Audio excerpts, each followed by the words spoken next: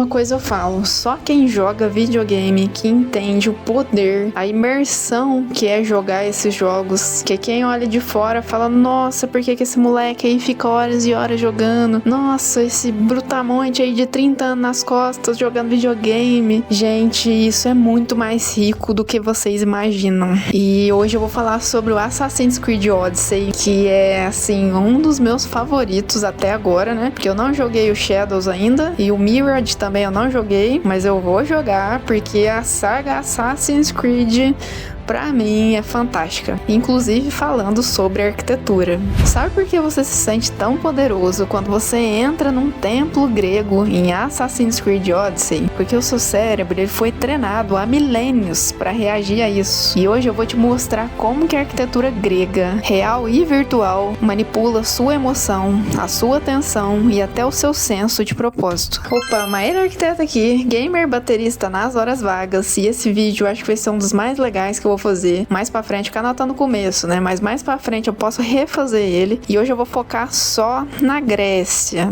Eu não vou focar ali, porque esse vai ser um vídeo específico sobre Atlântida. Eu vou fazer um vídeo específico sobre a arquitetura de Atlântida. E aí vamos conversar sobre os dias atuais. Qual foi a última vez que você entrou em um prédio, em uma construção, e você se sentiu maravilhado com a arquitetura? Eu, ultimamente, né, de verdade, a maioria dos prédios que eu entro, eu não sinto absolutamente nada. E esse vídeo vai te fazer questionar sobre o que nós estamos fazendo. Nós não, porque eu tô tentando mudar isso, né? O que as pessoas estão fazendo com a arquitetura atual. E aqui não é enfiar a goela abaixo ninguém, que a arquitetura clássica é a mais linda, é a ideal para os dias atuais, nada disso. Mas é para mostrar a beleza e o significado dessa arquitetura. E sim, o Assassin's Creed Odyssey sabe disso muito melhor do que muitos arquitetos por aí. Vamos passar aqui por uma breve história da arquitetura da Grécia Antiga. Antes da Grécia, a arquitetura era mais voltada para a função pura, proteger, delimitar, guardar. Mas os gregos, eles queriam mais, eles queriam emoção, espiritualidade, ideia. A arquitetura grega, ela é filha da filosofia. Para os gregos, construir um templo era o mesmo que construir uma ideia materializada. E aí eu vou lembrando do jogo, gente, eu amo filosofia, desde a época da escola. Eu sou apaixonada em filosofia e não é à toa porque eu sou apaixonada nesse universo aí de arquitetura clássica, arquitetura grega. E no jogo a gente conversa com filósofos. Gente, eu conversei com Sócrates. Cara, o jogo é muito rico mesmo. Eu vou passar um trechinho aqui da Cassandra conversando com Sócrates, porque eu joguei com a Cassandra.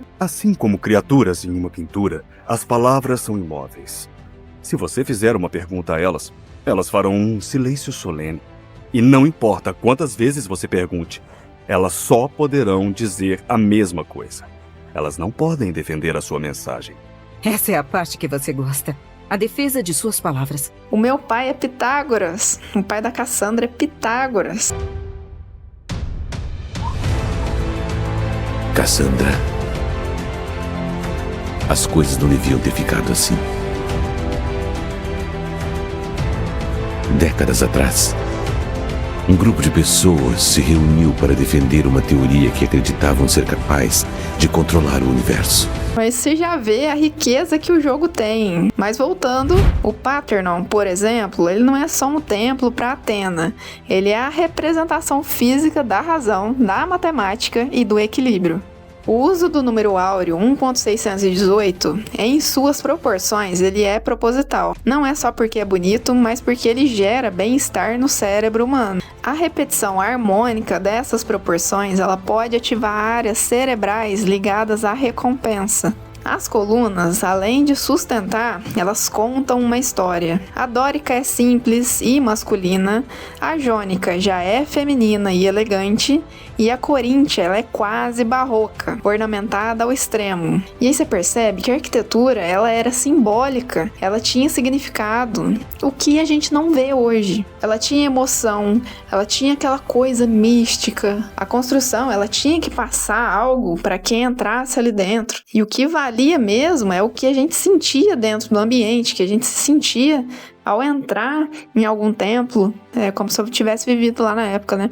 Mas quando você joga o jogo, você sente que você viveu aquilo. Eu, por exemplo, sou assim, é muito imersivo, né? E Assassin's Creed Odyssey, como eu disse, ele não só recriou a Grécia, ele nos permitiu sentir como era viver naquele tempo. O time da Ubisoft trabalhou com historiadores, arquitetos, arqueólogos para criar com fidelidade os templos, as cidades e os espaços públicos. A cidade de Atenas no jogo, por exemplo, ela é viva, ela é pulsante. Você vê detalhes mesmo, como marcados, colunas com rachaduras, estátuas com marcas do tempo e também a questão da iluminação, né? Há um uso intencional aí da luz e sombra nos ambientes sagrados, especialmente dentro dos templos. Aqui mesmo, sem falar de religião, falando sobre neurociência, a neurociência chama isso de espaço sagrado, quando seu cérebro entra em estado de admiração, de introspecção. Por isso que eu falo sempre que a sua casa ela tem que ser o seu templo. E tudo isso é num ambiente digital, em jogo, gente. Rico desse jeito. E agora imagina se a gente utilizasse essa intenção na arquitetura atual, nas cidades de hoje, porque eu vou trazer um vídeo específico explicando por que as cidades são tão feias, né? Especialmente aqui no Brasil. E aí, por que o jogo prende tanto? A história de Assassin's Creed Odyssey, eu achei ela bem rasinha, né? Especialmente quando a gente zera a história principal, eu achei que foi bem fraquinho, mas o que me encantou, por exemplo, foi a arquitetura do jogo. A Ubisoft faz isso com maestria, né? Em todos os jogos, mas nesse jogo, gente, é porque eu gosto muito da arquitetura da Grécia, né? E é o que eu sempre falo, que a arquitetura ela tá ali como se fosse um personagem invisível,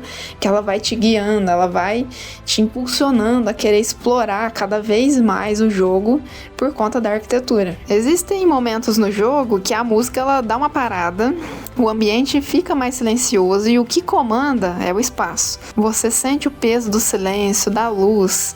A arquitetura ela é usada como narrativa mesmo. O caminho que você percorre até um templo não é aleatório, foi justamente desenhado para você se sentir numa jornada. Isso se conecta com conceitos de wayfinding, ou seja, a maneira de como que o ambiente te guia. A neuroarquitetura ela explica que quando você entende o ambiente sem precisar pensar, o seu cérebro ele libera dopamina. Você se sente capaz, inteligente no controle. Ou seja, a arquitetura do jogo ela te recompensa emocionalmente e por isso que vicia. Por isso que você não quer sair do jogo, você fica horas e horas e horas jogando. E ainda tem mais, as cores no jogo, ela é usada de forma estratégica. Você achou aí que todos os templos gregos eram brancos? Não, não eram. Alguns templos eram originalmente pintados em cores mais vivas, como o vermelho, o azul, principalmente o dourado. No jogo eles usam tons mais envelhecidos, mas ainda assim você nota os pigmentos. Isso tudo tem a ver com ambientes atuais também. Você pode usar esses efeitos, essas cores no seu quarto, na sua sala. Você não precisa construir um templo para isso, porque o templo é a sua casa. E no meu e-book eu te ensino como aplicar as cores corretas no seu ambiente. Cada cor ela vai te passar uma sensação,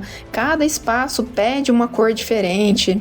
Lógico que sempre respeitando o seu gosto. O link tá aqui na descrição. E aí eu fico me perguntando por que a gente perdeu essa arquitetura. Tudo bem, né, que as coisas evoluem e tudo mais, mas eu não sinto que a gente teve uma evolução, a gente teve uma regressão na arquitetura. Mas depois da Revolução Industrial, a arquitetura deu uma queda gigantesca, se tratando em questão de essência, de estética. E hoje você percebe que as casas, eu não posso chamar isso nem de arquitetura, mas as casas, elas viraram um comércio, né? Então o pessoal constrói muito, as casas estão cada vez menores, cada vez mais genéricas. A arquitetura contemporânea, ela perdeu muito a intenção emocional. A ornamentação, por exemplo, ela sumiu. Falta narrativa, falta alma. Não que eu estou enfiando goela abaixo que a arquitetura é essencial, é a arquitetura que tem que ser super ornamentada e tal.